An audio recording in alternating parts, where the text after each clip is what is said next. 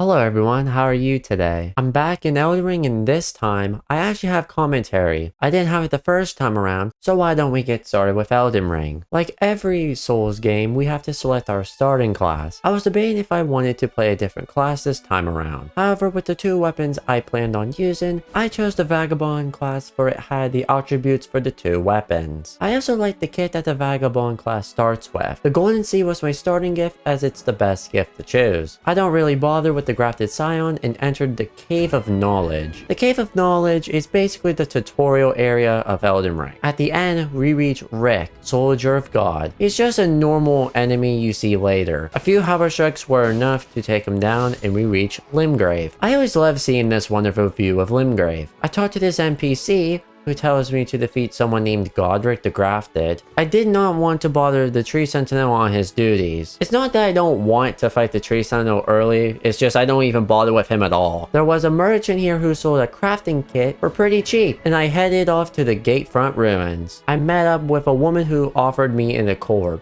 What even is an accord? After we talked for a bit, she gave me a ring that summons a horse. This horse is a pretty important mechanic as Elden Ring is an open world RPG game. For Souls game standards, Elden Ring is pretty unique with this mechanic. The thing is, however, most of the footage is me riding the horse from one location to another. I don't want this to get boring fast, so I'll cut to where I see a carriage protected by enemies. But this carriage has one of the weapons I want to use. I equipped it some throwables to try to attract one enemy at a time. The result was me hitting an enemy on a horse by mistake. Thankfully, my halberd easily stunned him for a bit. This is why I love the power of halberds. A soldier of Godric also felt my halberd, and we got the first weapon, the Great Axe. I don't think this weapon is talked about enough. This weapon is really good, you will soon see. I also used this weapon to get the second weapon. I went to get the Flask of Wondrous Physic for some buffs for this game. You need tears in order to use the Wondrous Physic, which I found two decent ones nearby. I got the Axe Talisman for 10% increased charge attack damage. With the Great Axe and the other weapon,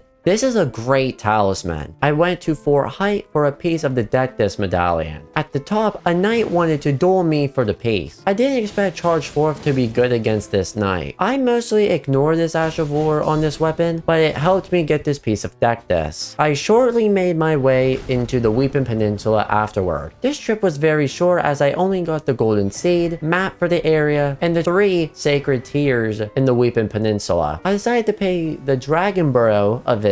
You usually come here a bit later in your playthrough, but I wanted to get a few more items in this area. A golden seed is one of the items I needed. I also grabbed some golden runes by this graveyard and made my way to Fort Faroth for the other piece of Dectus. This one was much quicker than the first half as there's less enemies to worry about. I grabbed another sacred here and got my strength to 20. Allowed me to two-hand the Great Axe. Two-handed weapons in Elden Ring lowers the strength requirement, but you can't use it one-handed. Unless if you have the required strength, then of course go ahead and one-hand it. I found a merchant for the Great Helm for 1,800 runes. For how cheap this is, it's a pretty good helmet. What else was great is this castle. We'll be seeing this later. In the meantime, I hunt this scarab for the Ash of War Cragblade. This Ash of War increases your damage and poise damage, and with this weapon would be great for the early game. I went back to the Weeping Peninsula to fight our first boss, the Erdtree Avatar. These Walmart Asylum demons are easy as can be. I find it ironic that we are using an axe on a tree enemy. Anyways, the one attack to look out for is Golden Land. I just used the horse to quickly avoid it. The Great Axe hits like a truck against this boss and we defeat our first boss. I went to 3 merchants to buy materials for my Great Axe. At least there's plenty of materials from these merchants. I only needed one more for a +3,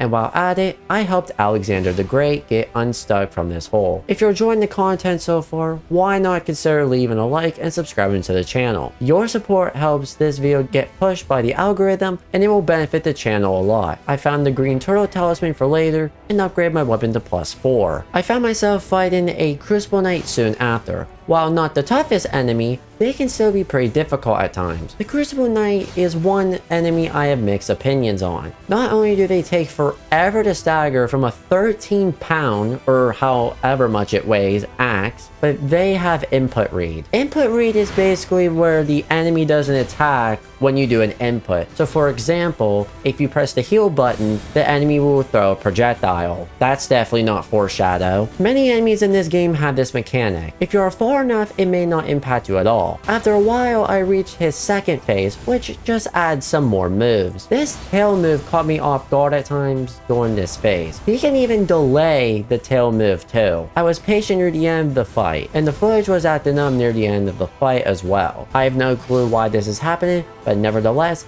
I defeated the Crucible Knight and grabbed a few runes. Well, that does it for the first Elden Ring video. I know I haven't defeated any major bosses, but we will fight some in the next video. Consider commenting your thoughts on Elden Ring, and remember, we can reach for the stars while keeping our feet on the ground. Thank you for watching, and have yourself a wonderful and safe day, everyone.